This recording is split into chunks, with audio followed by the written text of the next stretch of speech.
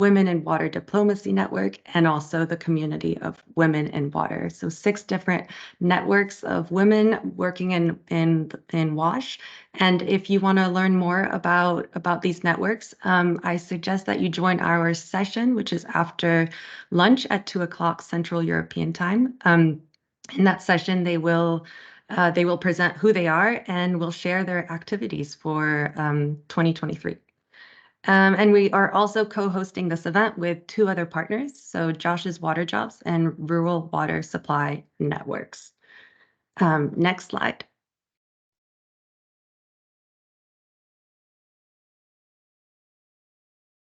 So the agenda for today is that Susmita will present what is sanitation and also the importance of sanitation to start the session. And then we'll move into interviews with 3 wonderful women from Africa, Asia, and North America to share their story about their career in sanitation. So why they joined the sanitation sector, and some of the challenges they faced and how they overcame those, and also provide us with some tips on how to work in the sanitation sector. And then we will finish with a Q&A session. If you have questions, you can raise your hand and we will facilitate that. Otherwise, feel free to add your questions in the chat and we will moderate that as we go. If we can't get to your question, what we will do is when we send out a thank you message for joining this session, we will make sure to try to respond to all those questions in written format. So I will now pass it on to Susmita to talk about sanitation. Susmita? Thank you. And good morning, good afternoon to everyone. And I'm really happy to participate here today. And so happy to see that there are so many people. Usually we end up having very few people joining such a session, but it's really nice to see that we have a good number of people who are here. And I hope that you all really realize that there's so much to do and the sanitation sector is the place to be today. So welcome, and I will quickly introduce the topic of sanitation, and we will talk about why is it important and what can we do in this sector. Next slide, please. So what do you see here? We see a squatting pan and a sitting commode. It's a toilet. Then when we think about sanitation, we usually get this image in our head, we are talking about toilets, we are talking about sanitation. But is that so? Now, sanitation is actually so much more than just a toilet. Now, sanitation is a combination of different functional units. When they come together, then what we call today as a sanitation system or a sanitation chain, that's what makes sanitation. So it's a number of these functional units when they come together to manage human waste, which is basically pee and poop, and the wash water. Then we create what is called sanitation. And sanitation, again, when you think beyond toilets, then we also think about what is it that we are trying to achieve through sanitation, through the term sanitation, or when we talk about toilets or more than toilets, what is it that we are trying to achieve? It is basically to create a barrier between the human waste, which is contaminated because there are some bacteria, virus, germs, which are there, which can be harmful to people. So we want to create barriers between this human waste and the points of contact, or the exposure routes. So sanitation is using these different functional units and creating barriers between the waste and good health or safely managed excreta management, or you can say safely manage human waste. That is what is sanitation. So it's a whole number of things, much more than just a toilet. So next slide, please. So it's provision of, a clean environment. It is sewage management. It is solid waste management. It is behavior. It is stormwater management. It's hygiene. It's a whole number of things that we are talking about. Can we see the next slide, please? Okay. So when we talk about, sorry, can we please go back? I'm sorry about, yeah. So you see a picture here, which, on top it's saying capture, storage, transport, treatment, reuse. Now, what are these? As I said previously, we are talking about managing the human waste. And when we say capture, that's where the toilet comes in. We, instead of going out in the open, we are saying, let's capture the human waste at one place. And how can we do that? It is by providing toilets, by making people use a toilet. So there's the infrastructure, then there's the behavior change component where we are trying to make people go to toilets instead of going out in the open. Then we talk about storage. We need to collect this human waste that is being generated. How do we collect it? So there are various ways in which the human waste can be collected. Then if it is not getting treated at the place where it is being collected and stored, then it needs to be taken somewhere else for treatment. And that's the taking it to the other place is what we call transport. Transferring from the place of point of generation to the point where it can be treated. And then we treat it in different ways by, there are different methods that are available for treatment. Then we can treat it and then let it out into the open, but that's not what we want to do because human waste is what we eat. So other than the bacteria and the virus or the pathogens, there are a whole number of things that are very useful for us. That's basically the food that we have eaten. So we should put it back into the circle of nutrition and the water circle. So we talk about reuse. So after treatment, we convert the waste that was there into something that is useful and then put it back into the circular system of getting back to the soil the nutrition that is required using the treated water, and so that we can give back the resources that we took from nature and put it back there. So this is the sanitation chain. And when we talk about on-site sanitation, then we are talking about capturing the human waste and storing it, and in some places even treating it at the point of generation. That is what is on-site sanitation. Next slide, please. Now, on-site sanitation is when we have a septic tank or a pit, but if we don't store it at the point of generation, but we take it to another place far from where the human waste was generated, far from the toilets, then we have to transfer it. And how do we transfer it? Usually, as we all know, we put it in pipes. When we flush, the pee and the poop go in the pipes and they are transported to another location, which is a treatment plant.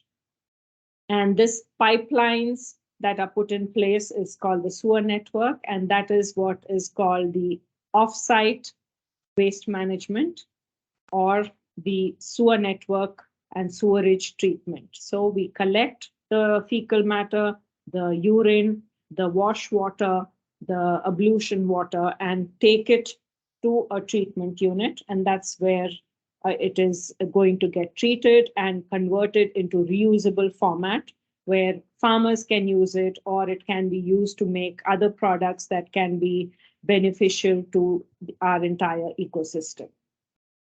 Next slide, please. So why is sanitation important? So if everything was as we just talked about in the last two slides, then we don't need to worry. Where we are generating, we are using toilets, we are taking it to the place where it can be collected and treated, and then reused. But we are humans, so there are upteam number of chances that there will be some problem. There will be a toilet that is not functioning properly. It might overflow. A treatment plant which is leaking, or a containment structure like a septic tank or pit, which is not cleaned on time, so it overflows or it leaks. During the transfer of the sewage to the point of treatment, either in a vacuum truck or in pipes, there might be breakages, there might be some spillage.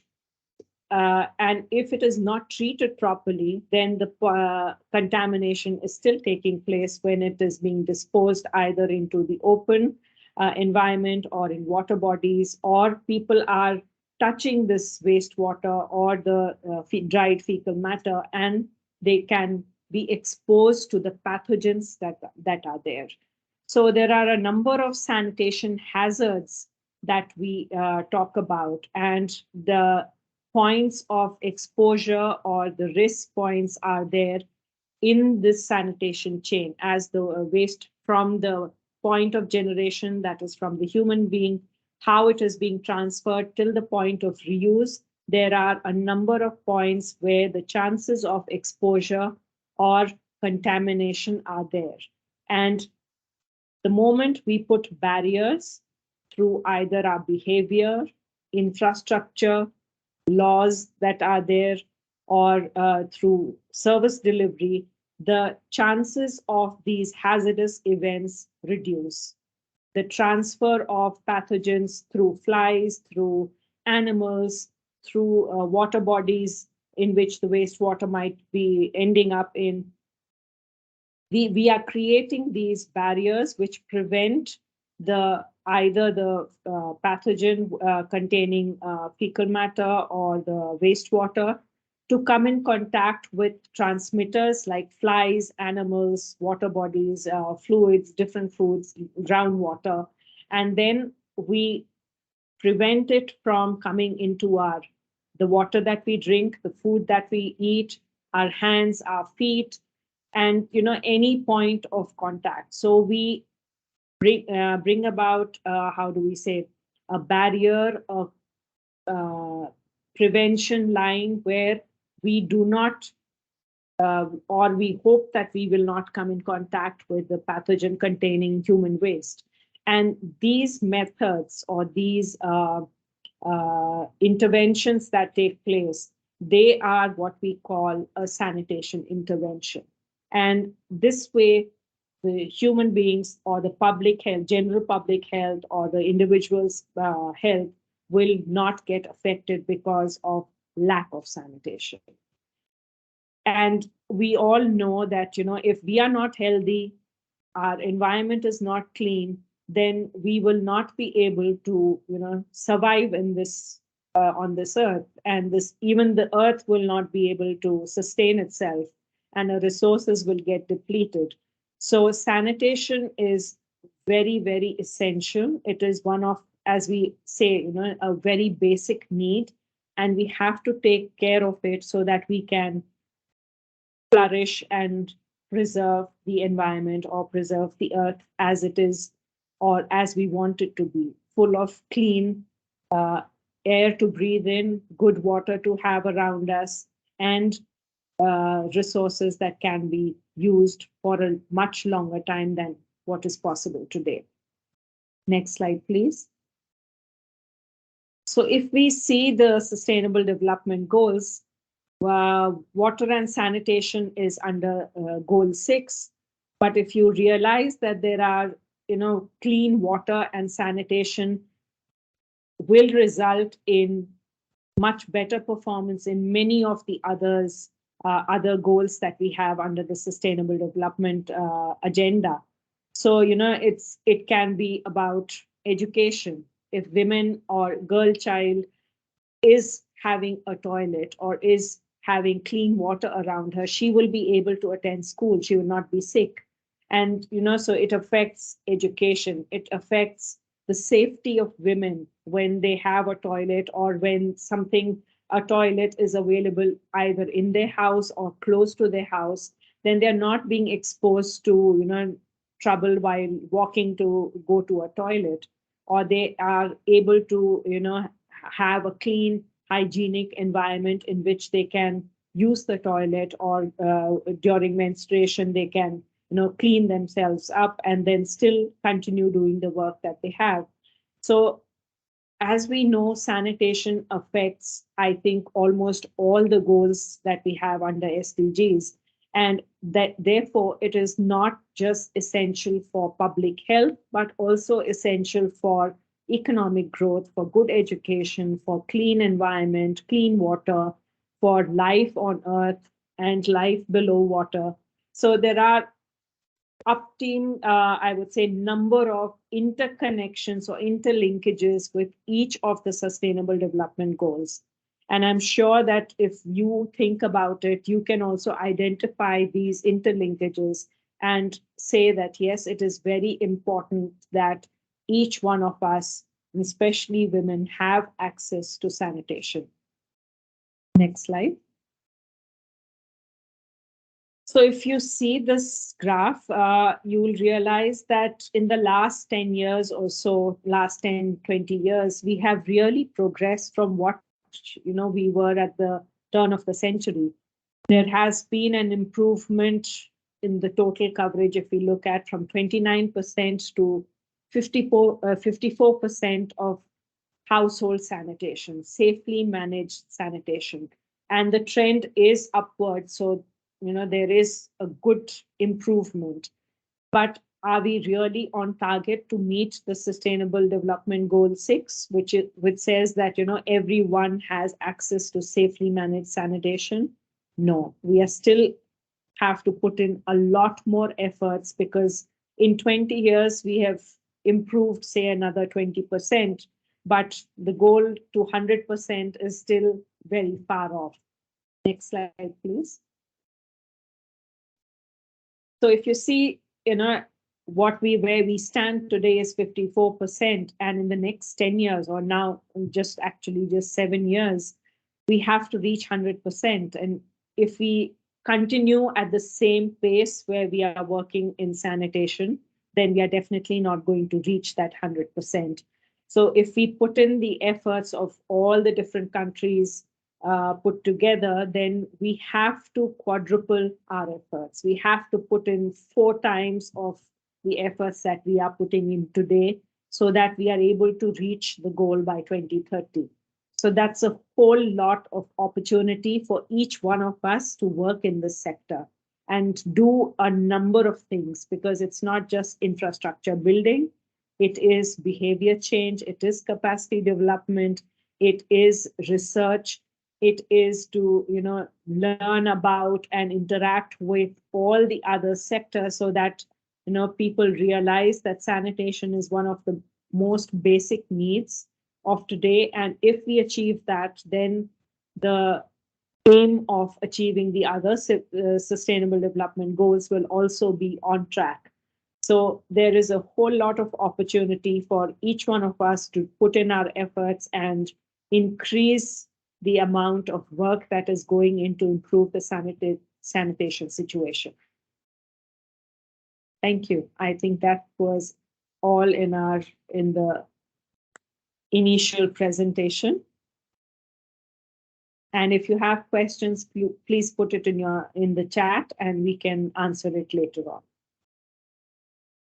Thank you so much, Susmita, for that comprehensive presentation on what is sanitation and why it's so important. I'll pass it on now to Chaiwe from the SuSanA Secretariat. She's based in Zambia, and she will be moderating the 3 interviews with our guests and the Q&A after. Chaiwe? Thank you, Steren, for that brief intro. So I'm Chaiwe, and I moderate the SuSanA Forum. And I'm joining you here today to hear from amazing women that are representing the different continents and are key in driving the agenda, the WASH agenda in their different continents, respective professions. And we'll take some 30 minutes with 10 minutes per speaker to hear a little bit about their careers and what has motivated them in the sector. And so I'll call upon to start with, from representing Africa, Dr. Nchito from the University of Zambia, who will share, she'll start by sharing with us a little bit about herself and a bit about what her career has been like in the start. So I'll basically first start by asking her, Dr. Nchito, welcome. How did you start your career? When? And when was your first job? And why did you join the sanitation sector? Please, you have the floor. Thank you very much, Chaiwe, and thank you everyone who's on this session. I started my whole career as a lecturer, started way back in 1993. But as an urbanist, I'm an urban geographer. So as an urbanist, I tended to study unplanned settlements, which is the informal sector. And I kept on coming across water issues and sanitation issues. And I felt I needed to equip myself with more information on how to handle them in my research. So I did a second master's in water and environmental management, which equipped me with information on how to study sanitation and sanitation issues, what to look out for when you're looking at sanitation. So I can basically say I really entered the sanitation sector in 2015 when I finished my first master's. And I think after I completed my master's, I went on to do a project on how to improve sanitation in unplanned settlements, because if you understand Lusaka, we usually have contamination of groundwater because of pit latrines which aren't lined. And so if on that screen you see a picture, that was the project that I was part of, or I led that project. That's a dry toilet. It's a prototype. So we were trying to show options which were available. So we put up this prototype at a council office in one of the unplanned settlements. The intention was to roll them out, but unfortunately, I'll talk about this later, the project didn't proceed. But we did show that it's possible, and this prototype is still available for people to use as a showcase to teach others. Thank you. Thank you for that interesting piece of information. Considering we come from the same country, I think this would be this is new information for me as well. I'd love to go out there and see the sample of the facility. I'll ask my next question. I guess that's something that, will be of interest to you as well and to everybody. What were your key barriers that you faced, and how did you overcome them in your career generally? This transition and this recognition that the sector needed you, and that, informal settlements, that was the biggest challenge, WASH. So what barriers have you overcome in your career? I think one of the barriers I came to note is that there were very few women at the table. So the women's voices, the women's needs are often, up to now, they're often not heard enough. And even when you speak, you are second guessed. It's like you're not taken serious. I remember going to in fact, I gate crashed a workshop or a dissemination workshop. And I was like the only woman, and they were talking about water, and I was like, water and sanitation, it's really women who are mostly affected, but where are the women? And my view was that if we're going to sort out this issue, women need to be brought to the table. Women need to be allowed to voice their needs and voice their solutions, because we're the ones who feel it, and we're the ones who know what we need. So I mean, people looked at me. So that's one of the other barriers. And then the other barrier, I think, for maybe most of the region is information, education in this sector. It's quite limited. So it's not easy always to if you want to do a master's in water, and okay, now it's a bit more available, but at the time I was doing it, there was little going on around sanitation and water. So that's the other thing. And again, platforms where your voice will be heard. Of course, now it's a bit more open, but those were some of the barriers that I came across initially. Thank you. Great. Thank you, Dr. Ntito. Just one last question before we move on to the next speaker. Do you have a key tip that you'd like to share with women that would like to join the sector? What sort of giveaway would you leave them with? I think I talked about knowledge and information. I think it's always important to equip yourself. If you need to go do a course, study, so be ready to meet the challenge. And then again, don't give up. Keep on advocating until someone listens to you. So don't back down, because it's, whether you like it or not, sanitation is a personal issue for all of us, especially women. I remember speaking at a conference last year, and I was like, you go into this building and you wonder what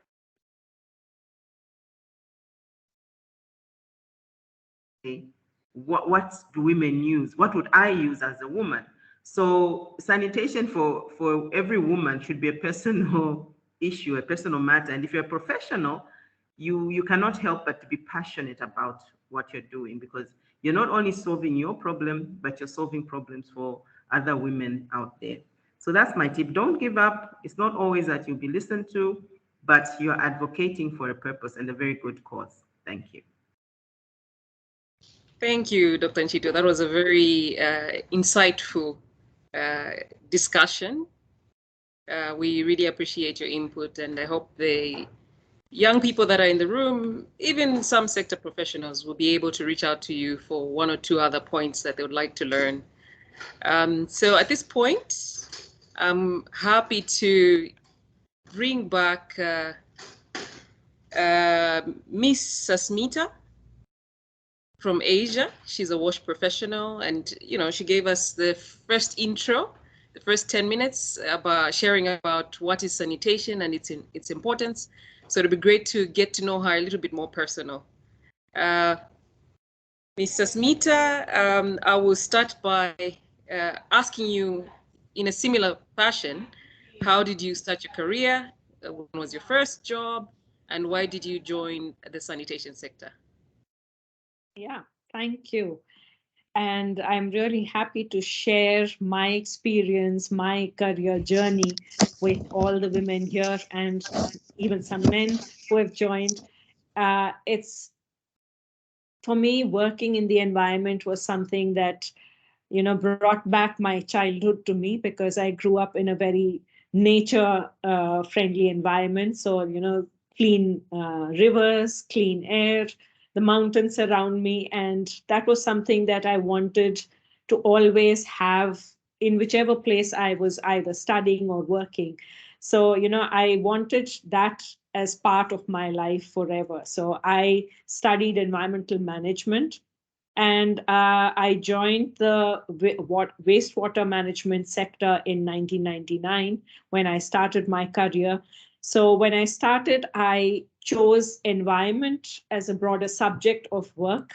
But down the line, I, realized that water was something that was essential for everything in the environment. And that's why I leaned more towards water and wastewater management. One of the first jobs that I did as an environmental professional was to carry out an environmental audit at a helicopter manufacturing unit in 1999. And there I was looking at the water and wastewater management aspects in the manufacturing unit. And it was a lot of fun, to say, okay, what are they doing with the water that, they get? They use so much water, and what happens to it? So for me, it was a great learning experience and a lot of fun, because it was like, solving a mystery as to, where the water is going. So I really loved that first job, and I said, this is the perfect work for me, and I really love doing what I'm doing.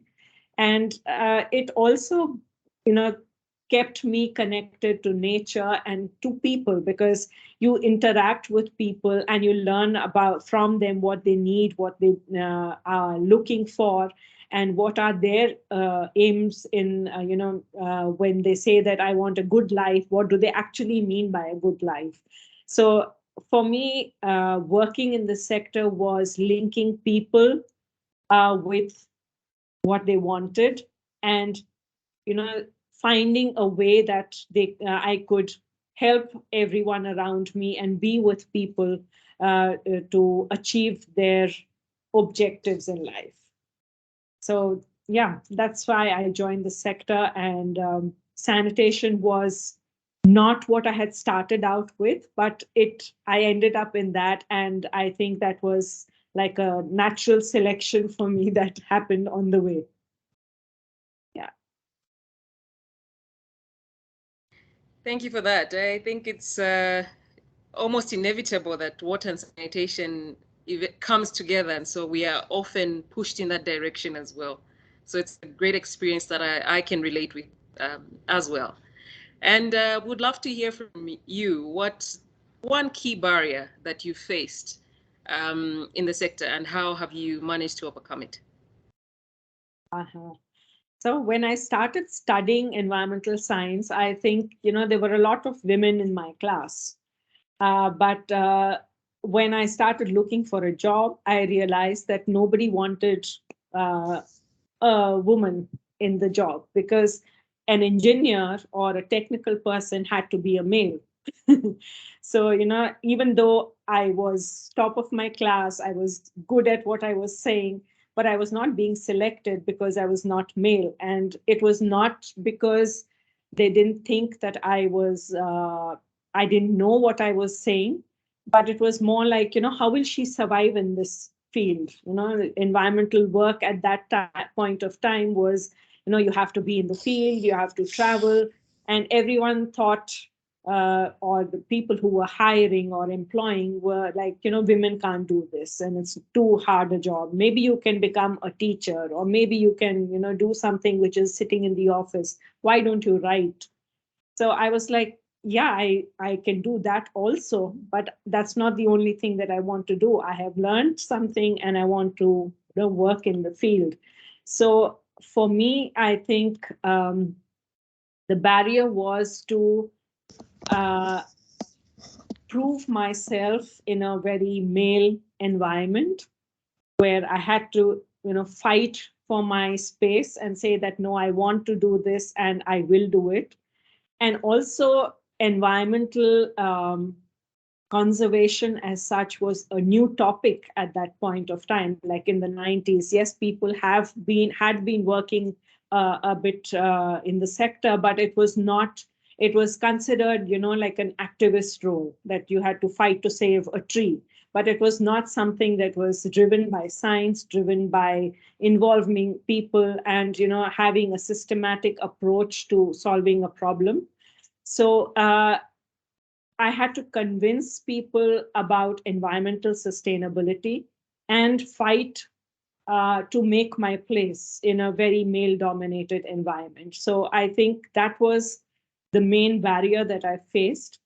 And the way I dealt with it was, I had to prove that I was as good or even better than my male colleagues.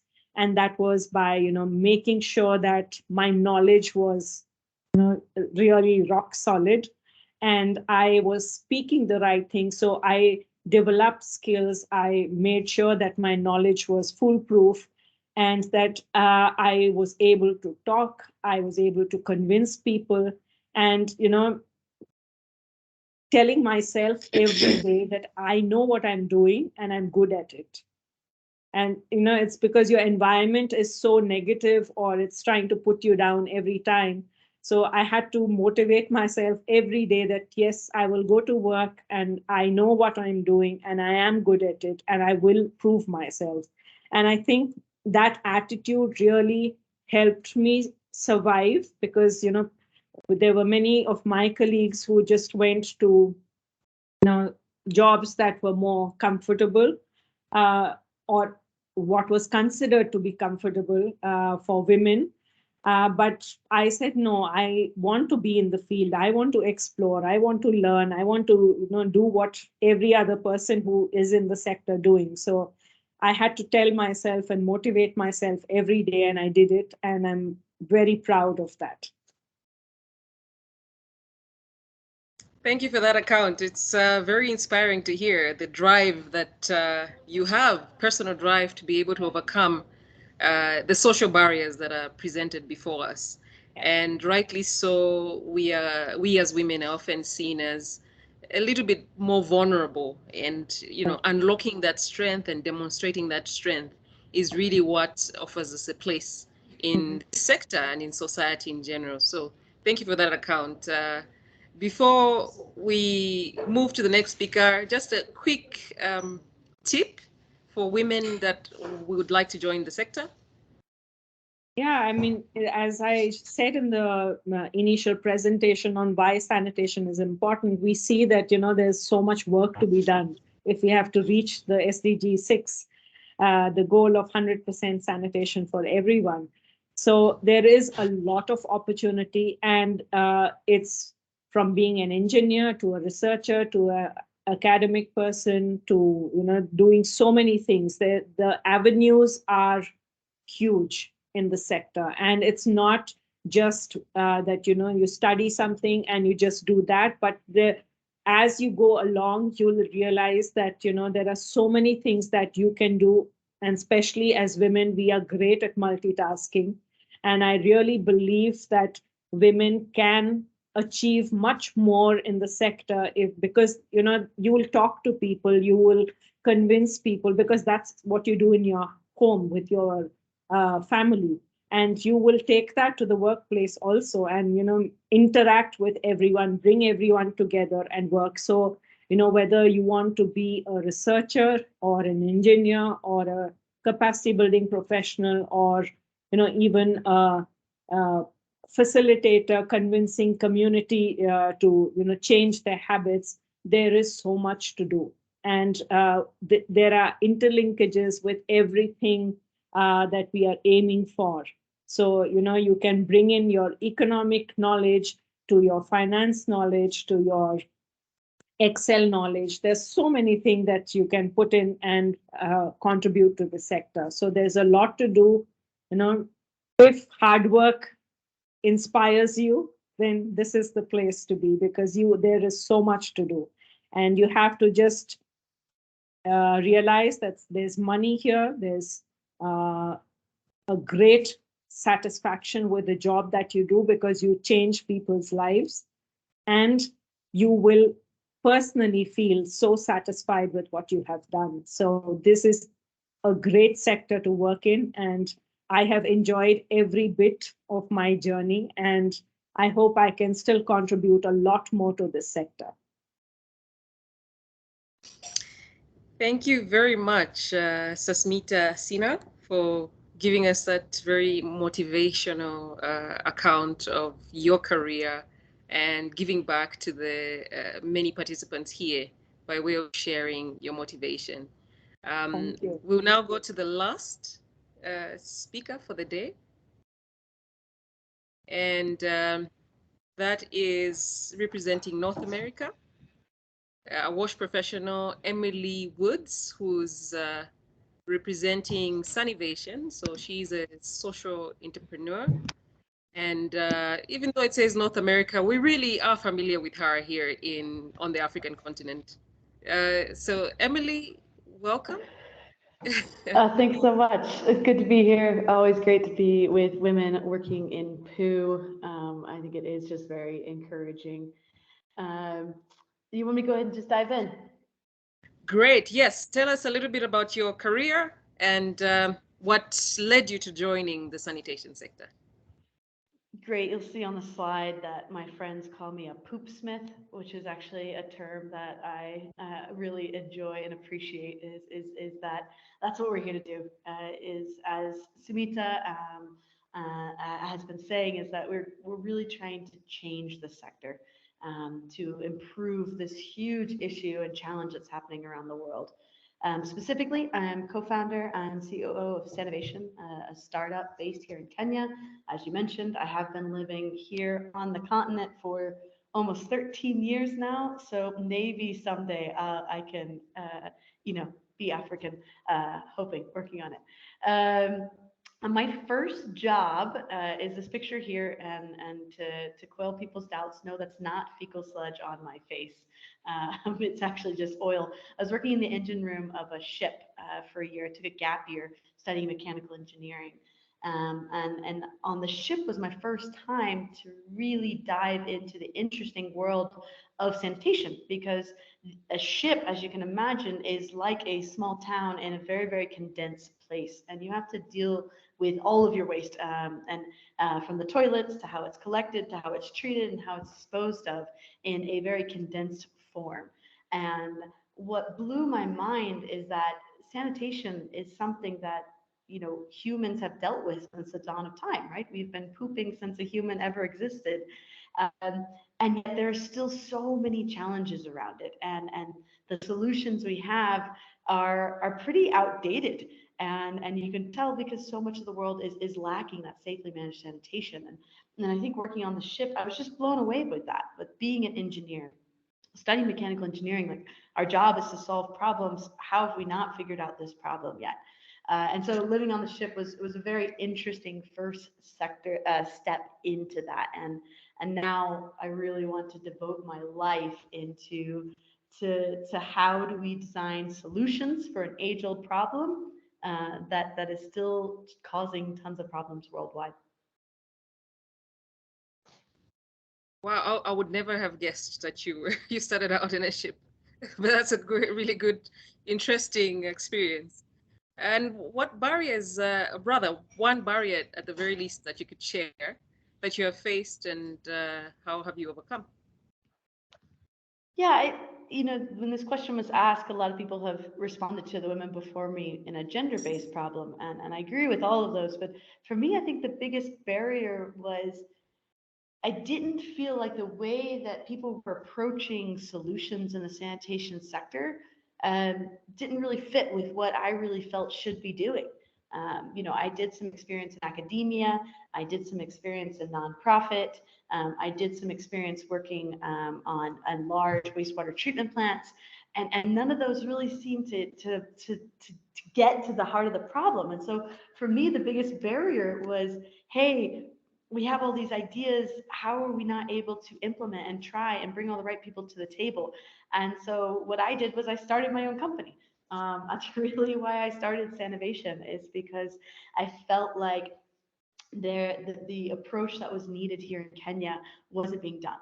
And there wasn't a company that I could go join that was doing that in the right way that I wanted to do it.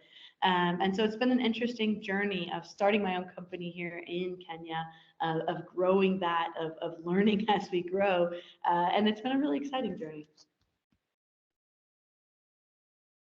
Thank you for that. I mean, I can relate. It's almost as if you take the words right out of my mouth, because I'm also on that social enterprise journey. For some that have and know that information. Well, so we could talk about this forever, basically, but in the interest of time, I will jump on to the next question. And basically, it's the giveaway. What tip would you like to share for women who would like to join this sector? And particularly, I'll point you in the direction of innovation and entrepreneurship. Thank you. Yeah, it's funny, you're going back to entrepreneurship, and I'm going back to women. My biggest tip for women, and I'll echo what Sumita was saying, is that it is still very much a man's world in engineering and definitely in sanitation. There are very, very few women in the sector. And so my encouragement to women who want to come in here is to stand tall, to speak up and make yourself known. That can be difficult when you find yourself in a room full of men, but we're needed. The women's perspective is needed. If we're ever going to come up with a solution to sanitation that works for everyone, women have to be part of that decision-making process. We need your ideas. We need your voice. And the second tip I'll say actually comes all the way back from my university days. So I studied mechanical engineering at Georgia Tech, and it was also a very male-dominated space. And so we talked a lot about how women can operate in that space. And this quote actually comes from Lean Six Sigma, if any of you guys know that. And you get what you expect, and you deserve what you tolerate. And so if you are coming into sanitation as a female in a man's world, is that you get what you expect. So expect to be heard, expect to be involved in the decisions, expect to be given the attention and platform that you deserve, and it will come to you. And you deserve what you tolerate. So my encouragement to women in the sector is don't let a man speak for you. Don't let them talk over you. Don't let them forget you. Because as long as we women can rally around that and not tolerate that kind of behavior, that kind of treatment, that's where we're going to start making changes in the sector.